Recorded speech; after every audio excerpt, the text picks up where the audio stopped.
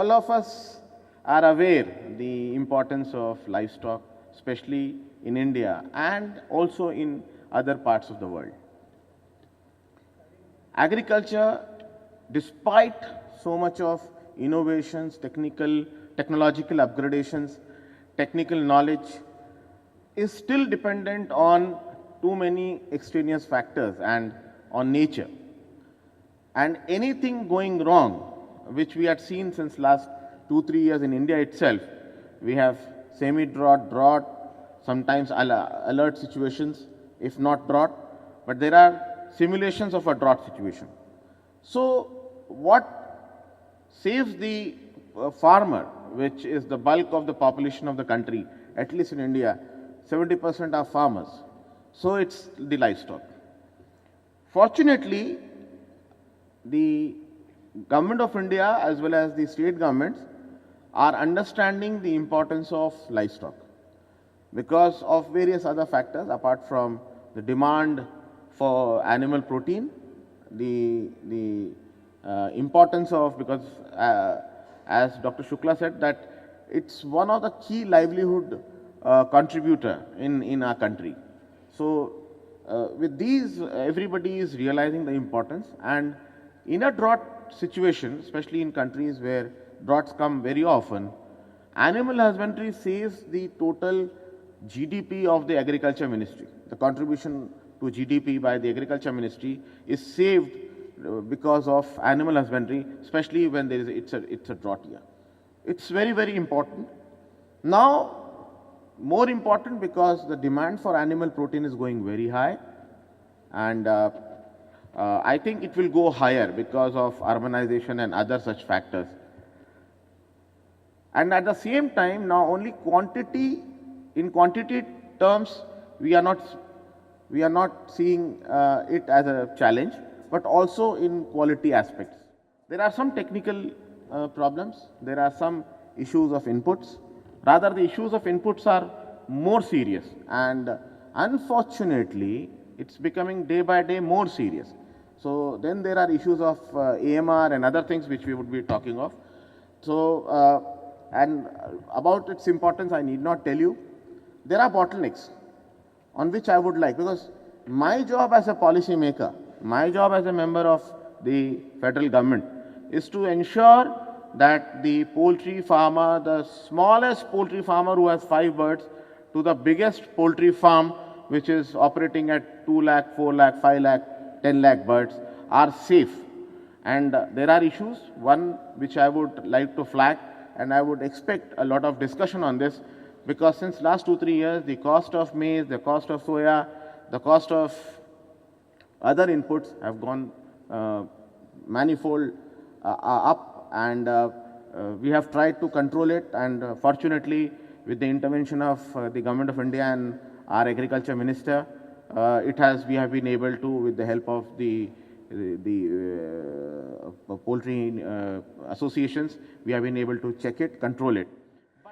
Third, which is coming up in a big way as a challenge, is biosecurity measures. For the first time in 2012, we have notified guidelines which are purely on poultry scientific principles. We have issued biosecurity measures, we have issued biosecurity guidelines, and we have to ensure the compliance of these guidelines as much as possible, because unless and until we do this, we may end up into losses, because any one area, the attack of avian influenza or any such notifiable disease leads to stamping out, or both economic damage as well as livelihood curtailment. This is one where I am very, very worried, because there is a lot of indepression which has set into the breeding aspect of poultry. So we have to break this in breeding depression. Without breaking this breeding depression, I don't think we can go vertical. Now, if we want to go vertical, we have to take care of our genetic resources. We have experts who can help us on all these things. We know what are the constraints in genetic pool we have and how to improve. We all know everything. Biosecurity we had already discussed. And just to give you a glimpse of what the FAO and why they are saying about the agriculture sector and the various products, you have to be very, very cautious on this count also. We have a scheme of compartmentalization to avoid being stamped out in case of any disease outbreak, especially notifiable disease outbreak. We have to be very, very careful. All of us know that the Gangetic Basin, there are 4 hotspots, zoonotic hotspots, which means their disease eruption or disease taking up at a large scale or outbreaks is very high. One is the Amazon Basin. Then you also have in India the Gangetic Basin.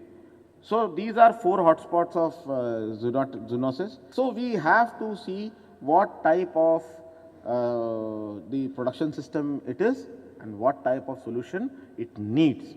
So accordingly, we go for it. We are very, very competent to handle it. We have great research institutes in the country of Government of India, in the private sector, and we also have friendship across the globe with good researchers, poultry scientists who are experts in feed. I think last year or year before last, we had somebody who was an expert on feed from abroad. So we can partner with anybody. Ultimately, we have to see that we all have a win-win situation. I would end my speech here, but not the discussion would continue. Only I'll give rest to my voice. But for the next 2 days, we will be actively engaged. Otherwise, you have all our details and you have the details of all my support, my team. You can interact with all of them and we'll be at your beck and call. And we promise that our response time would be between 24 hours to 48 hours, not more than that. Thank you very much.